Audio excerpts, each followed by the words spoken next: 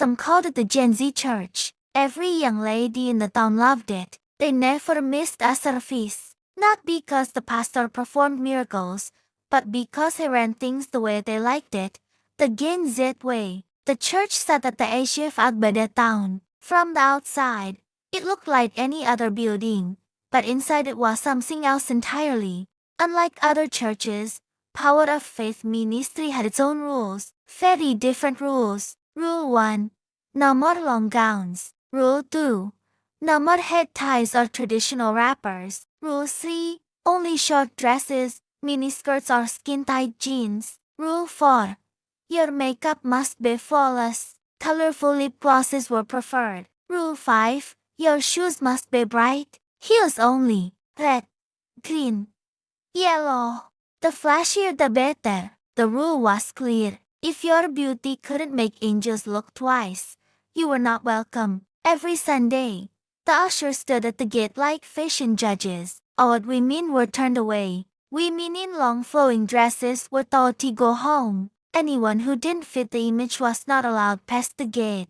And the strange part, the young women loved it. They dressed like they were attending weddings. They curled their wigs, painted their nails, and snapped selfies before entering the church. Men came too, but only a few. And not because of the preaching. They came for the women, for the colors, for the show. The people of Agbada town could not keep quiet for long. Every Sunday when the drums from Power of Faith Ministry started shaking the air, old men would sigh and look toward the church. One hot afternoon, the elders gathered under the big mango tree near the filling square. Their walking sticks rested beside them. Their faces were wrinkled like folded cloth. Elder Audeli was the first to speak. He cleared his throat. This thing I am hearing about the new church. He sighed. It is not good. Elder Musa nodded slowly. Every time my grandchildren come back from sir, their faces are full of powder. Their skirts are short like handkerchiefs. Is that how people worship God now? Another elder shook his head. My own daughter said they told her to buy red heels before she can join choir. Red heels for what? The men murmured. The mango leaves above them danced gently in the breeze. Elder Yodel hit his stick on the ground. This is not church, he sighed. They dress like dancers, not worshippers. The pastor is spoiling our young girls. They all agreed, so they decided to visit Pastor Oliver and warn him. The next morning, 3 elders dressed in white and walked to Power of Faith Ministry. They met Pastor Oliver outside leaning on his white car. His suit was shining like glass. His shoes glowed like mirrors. Good morning, Pastor. Elder Audo greeted. Pastor Oliver smiled lightly. Good morning, elders. What brings you here? The elder took a deep breath. We came in peace. He sighed. This church is not like other churches. Your women dress without shame. We want to advise you. This is not the way of God. Pastor Oliver's smile disappeared. He straightened his tie and he sighed. Elders, times have changed. The youth of today want a different kind of worship. I am giving them that. But Pastor, another elder sighed softly. Decency never goes out of fashion. You cannot open the gate of God's house to vanity. Pastor Oliver's eyes became sharp. Go and build your own church if you don't like mine, he sighed. His voice was cold. Then you can run it the way you want. The elders looked at one another in silence. Elder Audoson trembled slightly on his stick. He sighed quietly. You are still young, Pastor. But pride is a dangerous fire. It starts small, but it burns everything. Pastor Oliver did not answer. He just turned and he walked back inside. The sound of music followed him. Loud, bright, and full of laughter. The elders stood still for a while. At first, people thought it was just a phase. A young man trying to make church attractive to the youth. They believed he would calm down eventually. But what he did one Sunday changed everything. Her name was Amaka. A tall, beautiful lady. Educated, graceful. The type of woman whose presence turned heads without even trying. That Sunday, she decided to attend Power of Faith for the first time. She wore a flowing blue dress with a soft, elegant head tie. Her hair was neatly tucked in. Her face was bare but calm, her nails sharp and clean. When she arrived at the church gate, the usher looked at her from head to toe. The gate usher frowned. "Good morning. Are you sure you came to the right place?" Amaka smiled politely. "Yes. I came to worship." The boy usher tilted his head. "You can't enter like this." Amaka blinked. "Why not?" He pointed at her dress. "Rule number 1. No more long gown. Rule number 2. No more head tie. You must change your dressing fast." Amaka's eyes softened. "But this is how I dress to every church. It is decent." The boy usher sighed, acting tired. "Then go to your other church." "Sister, this one is not for you." He turned around and waved his hand. "Next person, please." Then he shut the gate light before her face. Amaka stood there quietly. She didn't shout. She didn't cry. She peeped through the iron bars and saw inside young women with long lashes, body-hugging dresses, and no more head ties. Some wore high-slitted gowns. Others had backs open and shoulders exposed. "This is how this church runs," she thought. She turned around quietly and went home to change her clothes. Meanwhile, inside the church building, Pastor Oliver was already getting ready. He stood before a large mirror. His white suit reflected the warm lights. His cologne filled the air. His smile was perfect, sharp, calculated, but his eyes were empty. He adjusted his tie, looked at his reflection, and whispered,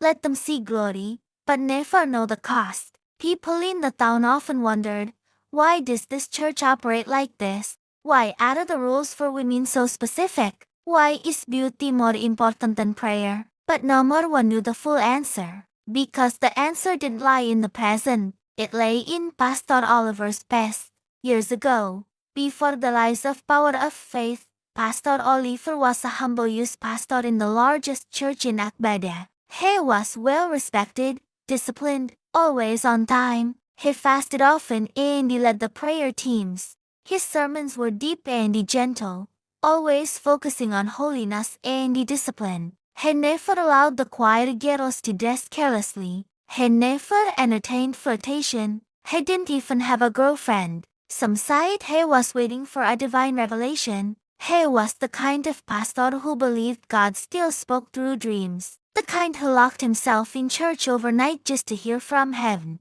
But God tests his servants. And Pastor Oliver's test came in the form of a woman. And the woman's name was Rebecca. Rebecca was not like the others. She was beauty and confidence woven together. Her skin was smooth and dark like polished mahogany. Her voice was soft but firm. Her eyelashes curled naturally. Her laughter was like music. She joined the church choir and quickly became everyone's favorite. But her eyes were on Pastor Oliver. She waited after choir practice just to greet him. She brought food to his office. Fried rice with plantain neatly packed. "Pastor, I thought you might be hungry." He always smiled politely. "Thank you, Sister Rebecca. God bless you." But that was it. He never asked personal questions, never lingered in conversation. She tried more. She asked him for prayers, asked for private counseling. Once she sighed, "Pastor, how will you know who your wife is if you never give anyone a chance?" Oliver looked up from his Bible. "The work of God keeps me company." She smiled softly. "But even the Bible says it's not good for a man to be alone." Oliver chuckled lightly. "When God speaks, you will hear him. For now, my focus is his work." Rebecca's smile faded. "Maybe you are not hearing him well," she sighed, half joking, half serious. Oliver's voice was calm. "Sister Rebecca, God does not shout. He speaks in peace. If you haven't heard, it means he hasn't spoken yet." She folded her arms, pretending to pout. "Maybe you are avoiding his voice." Oliver stood up, gently closing his Bible. "Be careful with your words. The devil also speaks through play." Her eyes narrowed slightly. "So I am now the devil." He smiled softly. No more. But don't let temptation use you. She looked at him long and had, then turned around and left the room. That night she did not sleep well. Her pride had been hurt. She whispered into the dark, "We shall see if you can resist me forever." From that day, something in her changed. If she couldn't get him the godly way, then she would do it her own way. She would test his faith. One afternoon, while Pastor Oliver was in his office alone preparing notice for youth fellowship, a soft knock came. He turned. "Who is it?" The door opened before he could finish. Rebecca stepped inside. Her hair was loose, her perfume thick like night flower. "Rebecca?" He sighed surprised. "Why are you here this early?" She smiled slowly. "I came to pray with you before service." He frowned. "You should be with the choir." She took one step closer. "I wanted to pray for you alone." He shook his head. "Rebecca? Not now. I am preparing for service." But she kept walking. Her voice was soft, her eyes fixed on him. "Pastor, you pray for everyone, but who prays for you, Rebecca? Please." He sighed quietly, stepping back. "This is not right." She reached out and touched his chest. "Pastor," she whispered, "you used to care for me. Now you act like I am a stranger." He grabbed her hand gently and pushed it away. "Rebecca, stop this." But before he could say more, she leaned forward and kissed him. Quick, hard, and unexpected. Oliver froze, then pushed her back. "What is wrong with you?" he shouted, breath shaking. Rebecca's eyes filled with fake tears. She covered her mouth and ran out of the room, crying loud enough for people outside to hear. By the time Oliver stepped outside, confused and sweating, the damage had begun. People were already gathering near the church gate. Rebecca was on her knees, wailing, her voice cutting through the morning air. "Pastor tried to touch me," she cried. "He locked the door and tried to force me." Women gasped, men shouted, children whispered. One woman covered her mouth. "Ah! The holy man has fallen." Another sighed. "You always knew it. All these pastors act too holy." Oliver tried to speak, but nobody listened. He shouted, "It's not true." She came to my room, but the crowd drowned his voice. Phones came out, cameras clicked. Someone was recording her tears and by noon the video was everywhere on phones, in shops, on the streets of Agbada. People watched Rebecca crying and shouting, "Pastor Oliver tried to touch me." The same man who taught holiness, the same man who taught girls to dress decently, was now the center of shame. Holy Rock Chapel, once peaceful, was on fire with gossip, and in one single morning, Brother Oliver's name, his years of fasting, his quiet prayers, his spotless record was buried beneath one loud lie. That afternoon, the elders of Holy Rock Chapel gathered in the small office behind the pulpit. The room was thick with silence. Outside, the members whispered and pointed. The air was heavy with gossip. Inside, Brother Oliver knelt on the floor, his eyes red from tears. Before him sat three elders, Elder Chick, Elder Bamaidel, and the Elder East. Their faces were hard like carved stone. Elder Chick spoke fast. "Brother Oliver," he sighed slowly, "you have brought shame to this church, shame to the name of God." Oliver lifted his hands. "Please, elders, listen to me. It is not true. She planned it all." Elder Bamaidel slammed the table. "Enough. Do not add lies to your sin," the girl cried in front of everyone. Oliver's voice shook. "You didn't even ask me what happened." She came to my room, not me to hers, but the elders refused to hear. They had already decided. The noise from the crowd outside made their minds heavy with judgment. Elder E stood up and sighed coldly.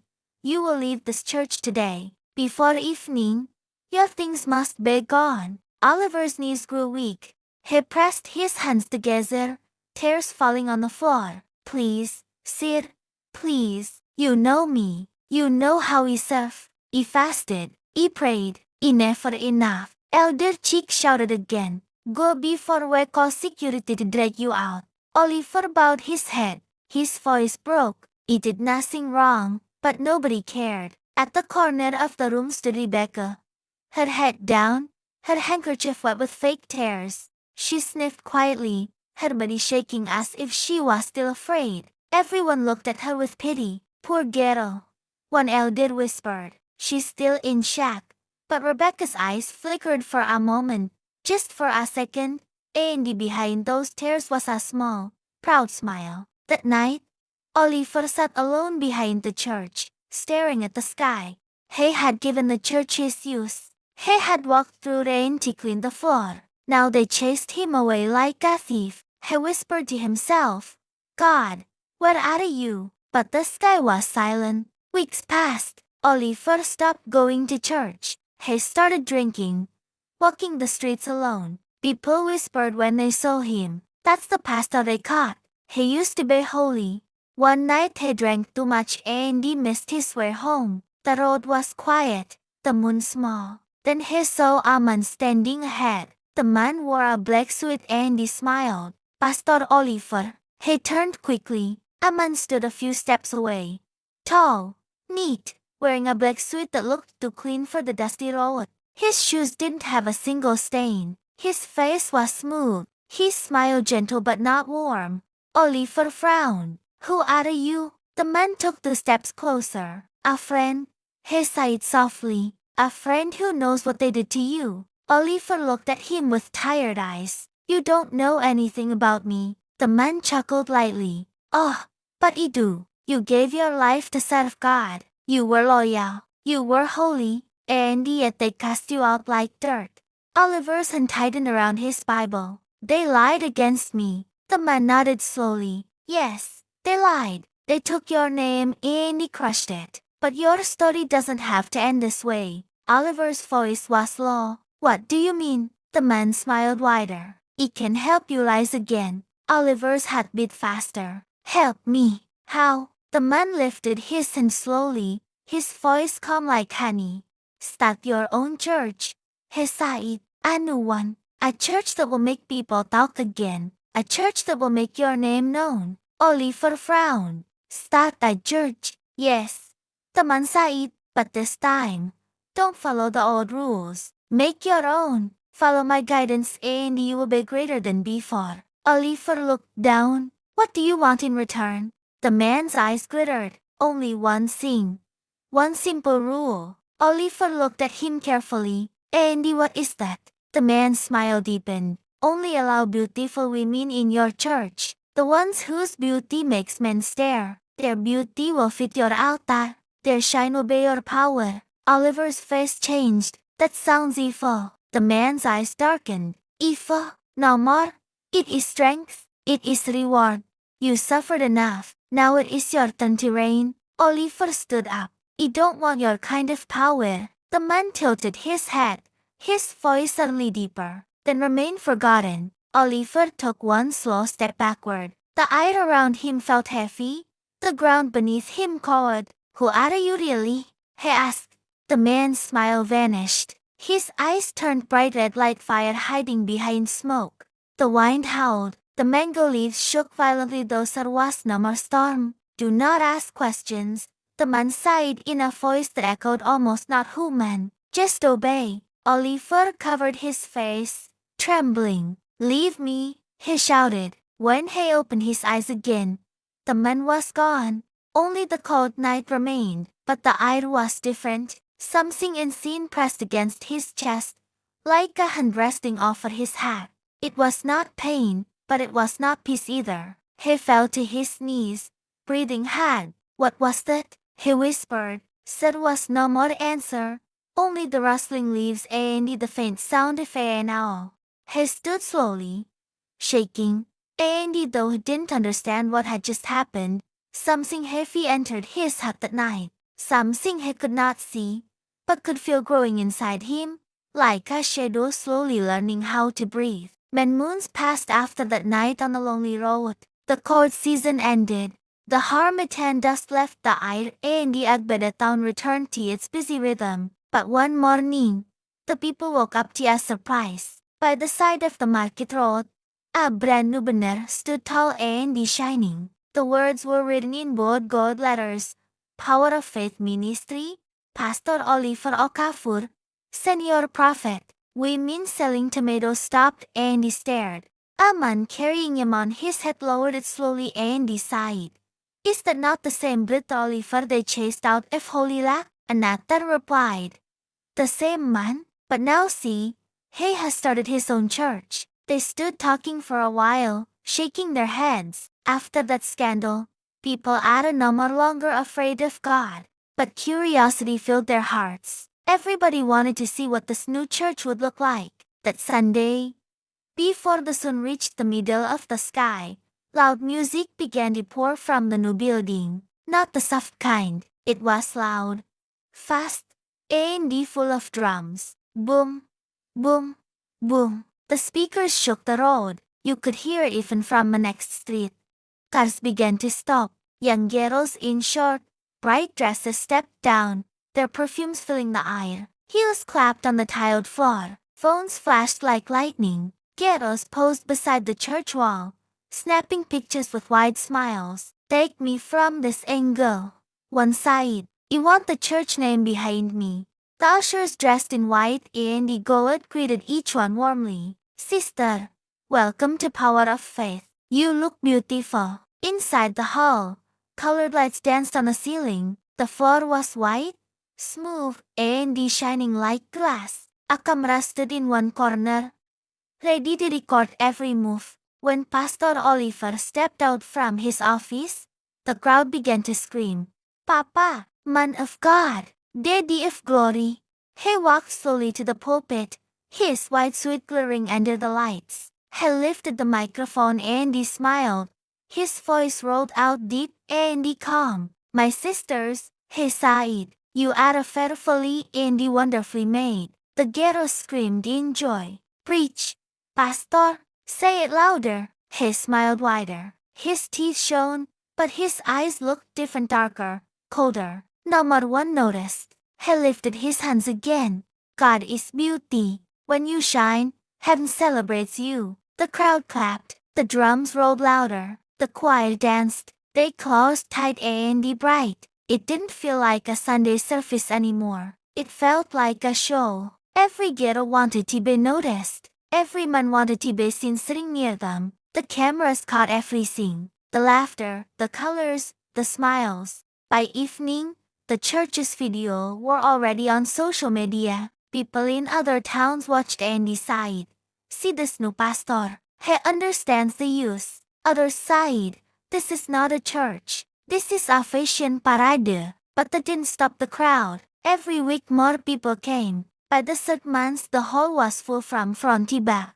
Every Sunday looked like a wedding. Heels clicking, perfumes mixing, laughter echoing. Power of Faith had become the most talked about church in Akbada. Even the elders who once warned him now kept quiet. Maybe he has truly changed. Some sighed.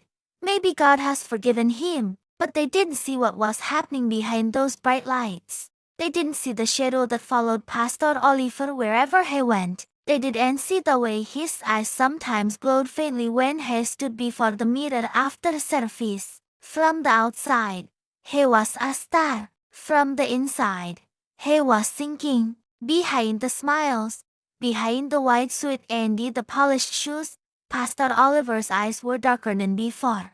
But then, quietly, it began like wine before a storm. Number one noticed at first. Number one suspected anything.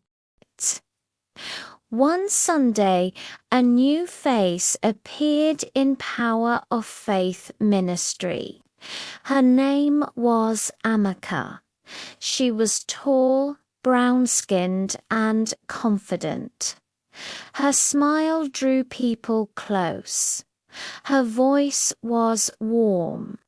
She joined the choir that same week. After service, she told her friend BC, "This church has strong power. I can feel it when Pastor is praying." BC laughed and rolled her eyes. Power or perfume? Even our pastor has style." "You didn't see his shoe," Amaka chuckled. "No, BC, I'm serious.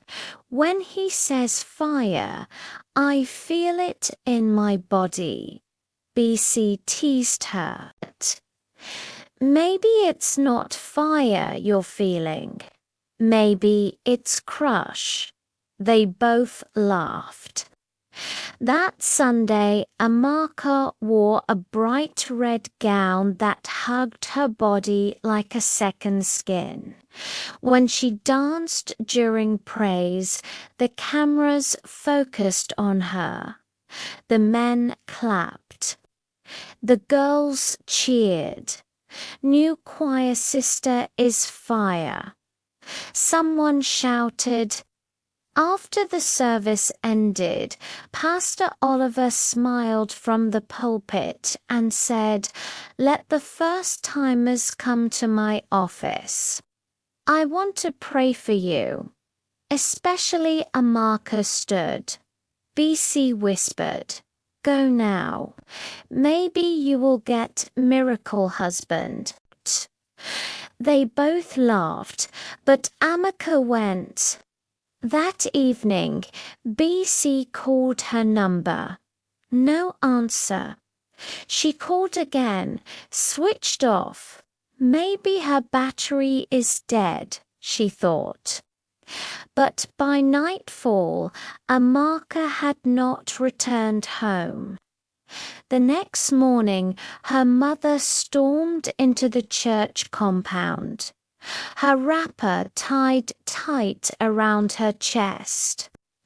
"Pastor," she cried, "where is my daughter? She came here yesterday and never came back." Pastor Oliver looked calm, almost too calm. He clasped his hands and said softly, "Madam, your daughter was not here yesterday." The woman gasped, "What?" But people saw her dancing in this church. He smiled faintly. Maybe she went somewhere else after the service. The ushers standing behind him nodded silently. No one spoke. The woman broke down crying, clutching her head. That was the first disappearance. Weeks later, it happened again. Another girl, Talani, quiet and gentle. She loved singing worship songs more than dancing. She posted a short clip on her status after service.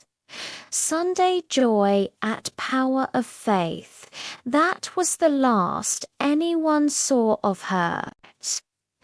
When her mother came to ask questions, Pastor Oliver gave the same answer. "Madam, I didn't see your daughter. The police came once but left with nothing." The ushers all spoke the same line.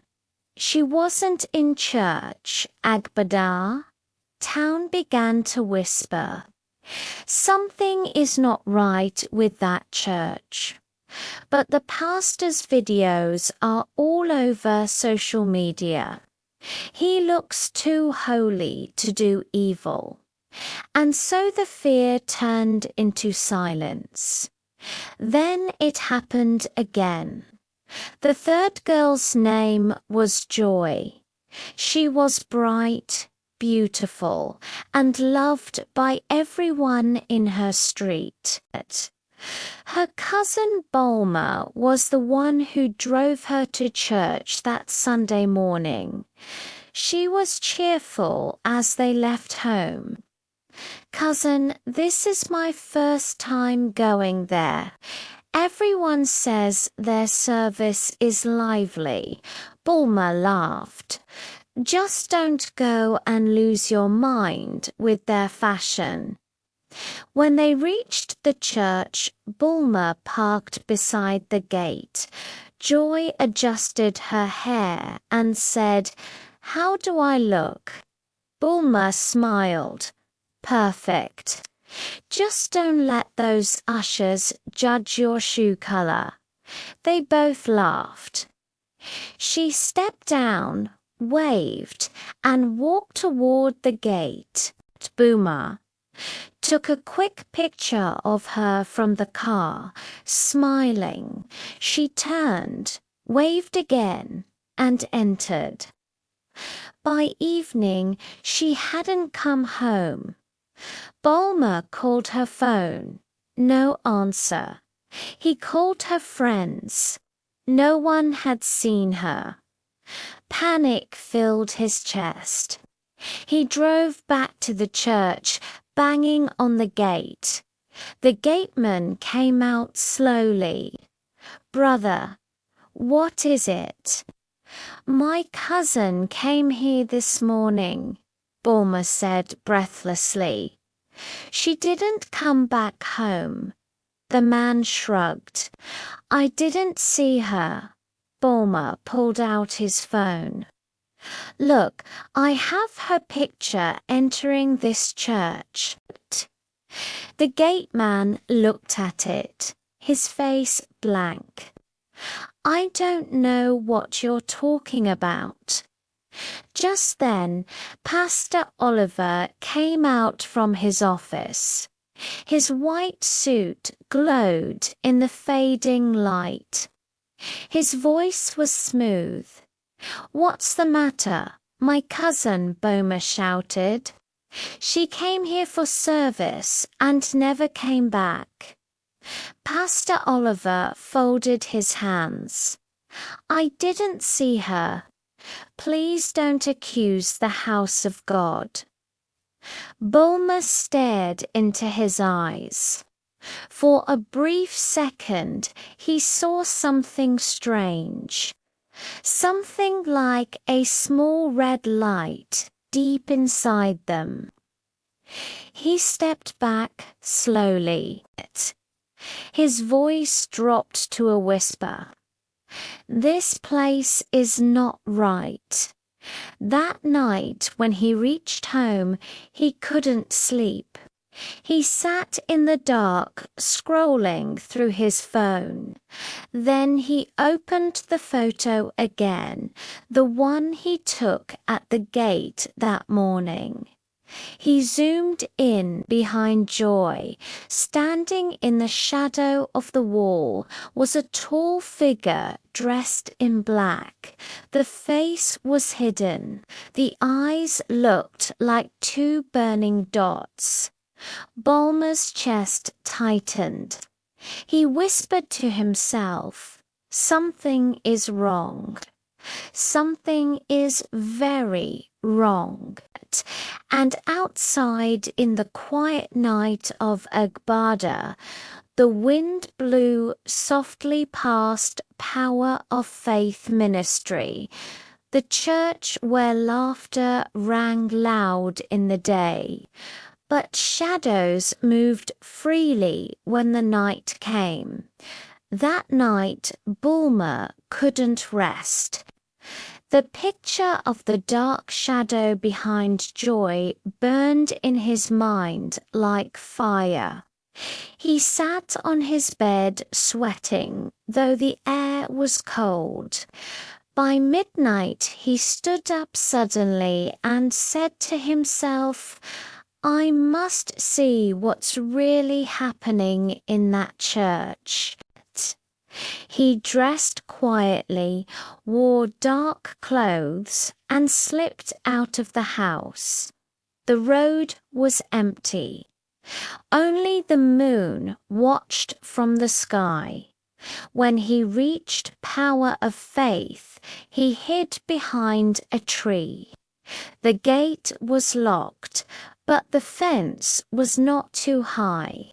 He climbed it carefully, one leg after the other, his heart beating like a drum. Inside the compound, the whole place was quiet, too quiet. Then he saw it, a red light glowing faintly from the main hall, like fire behind a curtain. He moved closer, his hands shaking. He reached a small side door and peeped through the crack. What had so made his legs weak? Pastor Oliver stood before a tall mirror, his white suit shining under candlelight. Around him were burning red candles arranged in a circle. The air smelled strange like perfume mixed with blood. On the wall behind him hung pictures of Amaka, Tolani, and Joy. The faces were smiling in the photos, but the shadows of the candles made them look alive. Before him sat a bowl filled with something that Andy thick. Oliver was whispering softly, his voice deep and slow. More beauty, more power. Fit the altar. Let their glow become my strength. Bulma covered his mouth to stop a scream. He slowly took out his phone and he started recording. His hands shook, the video blurry, but clear enough to show the candles, the pictures, and the deck bowl. Suddenly, Oliver stopped praying. He turned sharply, eyes glowing red under the candlelight. "Who, sir?" he shouted. Bulma's heart jumped. He turned and he ran, his slippers flying off his feet. "Stop!" Oliver's voice thundered through the hall. But Bulma didn't look back. He ran through the yard, climbed the fence, and he disappeared into the deck. By dawn, he was already at the police station, his breath heavy, his eyes wild. He showed them the video. The officer leaned close and he sighed. "Young man, are you sure this is real?" "Yes, sir," Bulma sighed, trembling. "I saw it with my eyes. The missing girls, he's using them." The officer nodded slowly. "Stay here," he sighed. "We'll handle it." By morning, 3 police trucks drove straight to Power of Faith Ministry. Their sirens echoed through the streets. The people of Agbada gathered in confusion. "What's happening?" they asked. But Bulma knew. He stood at a distance, clutching his phone tightly. "Tonight," he whispered, "the truth will speak." Before the sun climbed the sky, the whole town had gathered. Men, women, and the children filled the street, watching as the police entered the church. They searched every corner, every room, every closet, every hidden door. Then one officer called out, "Over here." Behind the shining altar, they found a wall that sounded hollow when they hit it. With a loud crack, they broke it open. A narrow passage appeared, leading down into the darkness. The eye that came out smelled foul. The officers shone their flashlights and they walked carefully inside. Then they saw them, 3 girls sitting weakly on the floor, tied with ropes. Amaka, Tolani, Joy. Their eyes blinked slowly in the light. Their lips were dry, their voices faint. The crowd outside gasped. Women screamed. Mothers cried. Men shouted in anger. The police carried the girls out gently. The crowd parted as they passed. Someone whispered, "Those are the missing ones." Then came Pastor Oliver, dragged out by 2 officers. His face was pale, his lips dry. The man who once stood tall on the pulpit now looked small and broken. He whispered as they led him past the people. "They said this would make me great again." The crowd stood in silence. Among them, a cry broke out. It was Rebecca. She fell to her knees, clutching her head. "It's my fault," she screamed. "I lied against him years ago. I ruined him. I destroyed his life." The elders turned away, tears in their eyes. Elder Cheek muttered, "One lie opened the door for all this evil." The police took both of them away, Oliver and Rebecca. The crowd watched in silence as the trucks drove off. Days passed, weeks rolled by. The missing girls slowly healed. Their families thanked God. Power of Faith Ministry was locked forever. The beautiful lights went off. The cameras were gone. Only dust and the silence filled the hall. When people walked past, they spoke softly. "Evil wears fine clothes." And one stormy night, thunder rolled over Agbada. The wind howled. The rain poured down hot. The church sigboard shook, creaked, and fell to the ground with a loud crash. For a moment, the wind blew through the empty hall, and some say they heard a soft whisper move with it. No more beauty, no more blood, only mercy. I hope you enjoyed the story. If so, please like the video, comment what you learned from the tale, share with friends and family, and don't forget to subscribe to the channel for more African folk tales just like this one. Thank you.